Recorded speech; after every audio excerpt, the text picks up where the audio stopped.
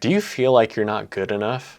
Like you're an imposter? Whether you're on stage doing comedy, at the table, or frankly anything else you care about, take it easy on yourself. How?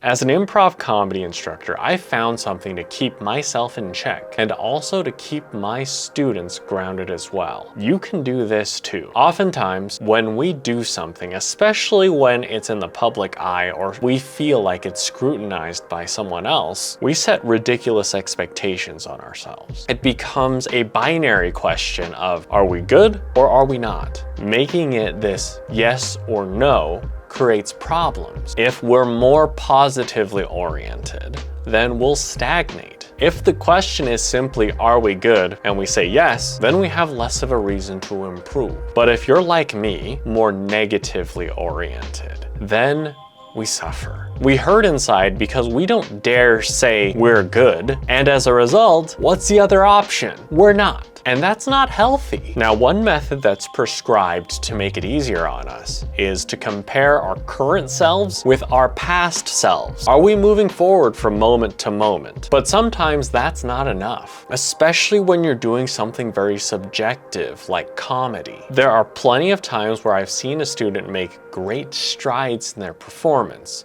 but they beat themselves up about it because they didn't get as many laughs as they did last time. And that could just be because the audience was smaller. The audience was skewed more towards a different demographic. Maybe their interests lie somewhere else, while maybe that performer is more geared towards sports analogies and trivia, or any other multitude of reasons that are beyond the performer's control. So here's what I propose. You start by splitting up the skills involved. I'm going to use comedy improv as the example, but you can do this with anything else. In comedy improv, you have a ton of different skills to develop. Timing, support, puns, innuendo, scene work, yes and, character work, guessing games, pantomime, etc. In order to keep yourself fair to yourself, identify a good number of these skills that you're working on and recognize where you are in each of them.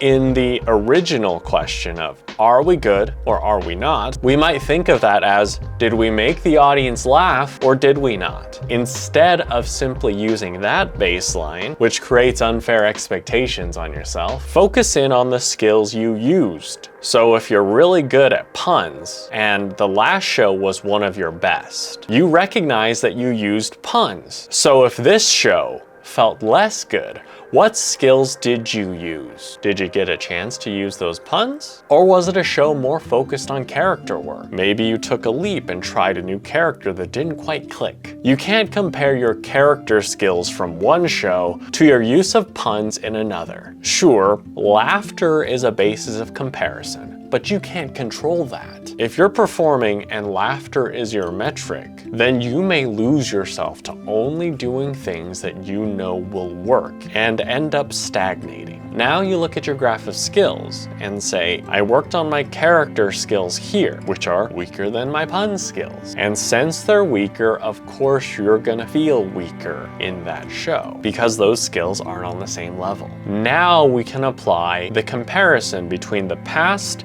and the present. Where were you with character skills before? And now where are you? As an instructor, I get the chance to see every student from moment to moment, from scene to scene, and I can assess them objectively with their own version of this graph. When someone has a show that they didn't feel was great, I can tell where they made strides because I'm not as closely tied to the outcome. When you make a joke and it bombs, it feels terrible. When I see a student make a joke and it bombs, I can look at it with a clearer lens. So when you break down the skills you're using in the activity into different categories, you can have a more objective look at where you're at. And when you do something that doesn't quite work with this audience, that's experience gain. Let's say we're at a 1 in character work. If I tried a character that didn't quite work that night, that's experience, that's wisdom. I learned something. It could be that that character doesn't resonate with that particular audience. Maybe it's flawed in some way. It could be that I need to know more about this character in order to play it well. It could be that this moment wasn't right for the character. Thoughtful consideration allows us, even if we didn't get the laughs, to move that skill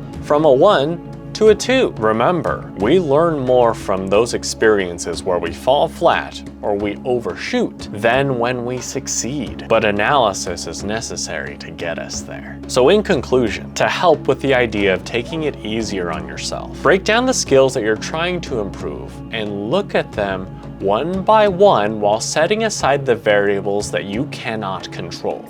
Compare those skills you've used recently with those same skills from a past situation and add in the knowledge you've gained from an attempt that was either well received or not by the audience. Of course, if you're doing comedy improv and you didn't get the laughs you wanted, it'll still hurt, but hopefully a little bit less.